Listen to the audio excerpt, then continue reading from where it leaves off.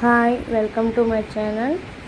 ఈరోజు మీకు వేసవకాలంలో వంటికి చలవనిచ్చే ఇమ్యూనిటీ పవర్ని పెంచే సద్యాన్నం తయారు చేసుకునే విధానం మీకు నేను ఈరోజు చూపించబోతున్నాను.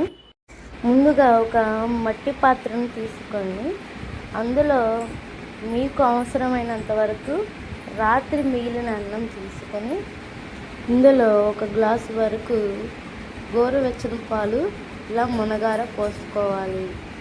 ఈ విధంగా ఒక గ్లాసు గోరువెచ్చని నీళ్ళు మునగార పోసుకున్న తరువాత 2 టేబుల్ స్పూన్ల పెరుగును వేసుకోండి.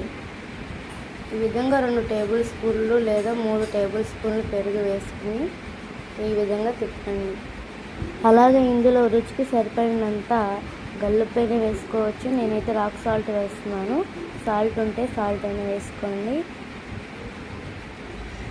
రుచికి సరిపడినంత సాల్ట్ వేసుకుని ఇంకా ఇందులో మీరు కొద్దిగా వాటర్ యాడ్ చేసుకోండి. మొత్తం పాలే కాబట్టి కొద్దిగా వాటర్ కూడా యాడ్ చేసుకోవాలి. ఈ విధంగా వాటర్ యాడ్ చేసుకున్న తర్వాత ఈ విధంగా కలుపుకోండి. అలాగే ఇందులో ఒక ఉల్లిపాయలను 4 ముక్కలుగా కట్ చేసి ఈ విధంగా వేసుకోవాలి. తర్వాత 3 లేదా 4 పచ్చిమిరపకాయలను వేస్తున్నాను. ఇవి బెంగాల్ మిరపకాయలు అన్నమాట. అంతేనండి. ఇక తర్వాత మూత పెట్టేసేయాలి. నైట్ అంతా అలా ఉంచేసేయాలి. ఇక ఉదయాన్నే మనకి సద్దన్నం రెడీ అయిపోయి ఉంటుంది.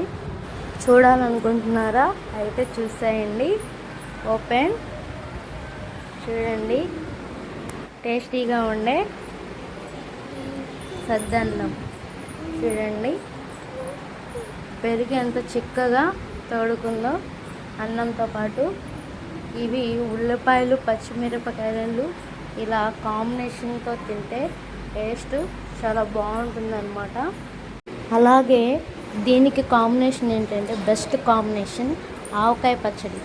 ఆవకాయ పచ్చడితో పాటు తినండి. టేస్ట్ చాలా అదిరిపోతుంది. ఈ రుచిని మనం మాటల్లో చెప్పలేం ఫ్రెండ్స్. ఈ విధంగా తయారు చేసిన సద్దన్నం కొన్ని వందల రోగాలను నయం చేసే ఒక పరమాద్భుతం అన్నమాట. ఈ విధంగా రాత్రంతా ఉంచడం వలన అన్నంలో గుడ్ బ్యాక్టీరియా చేరుతుంది. ఇమ్యూనిటీ పవర్ను పెంచడానికి చాలా బాగుంటుంది. ఒంట్లో సి విటమిన్ కూడా చాలా అద్భుతంగా అందుతుంది. ఇందులో కొద్దిగా సి విటమిన్ ఎందుకు అందుతుందంటే పుల్లదనం అనేది మనకు తెలియకుండానే కొద్దిగా వస్తుంది. అందువలన సి విటమిన్ అందుతుంది అన్నమాట. ఓకే, ఒకసారి మీరు ఇదే విధంగా ట్రై చేయండి ఫ్రెండ్స్. టేస్ట్ మాత్రం చాలా బాగుంటుంది. ఇలాంటి మరొక మంచి వీడియోతో నేను ముందుకు వస్తాను ఫ్రెండ్స్. Bye bye friends.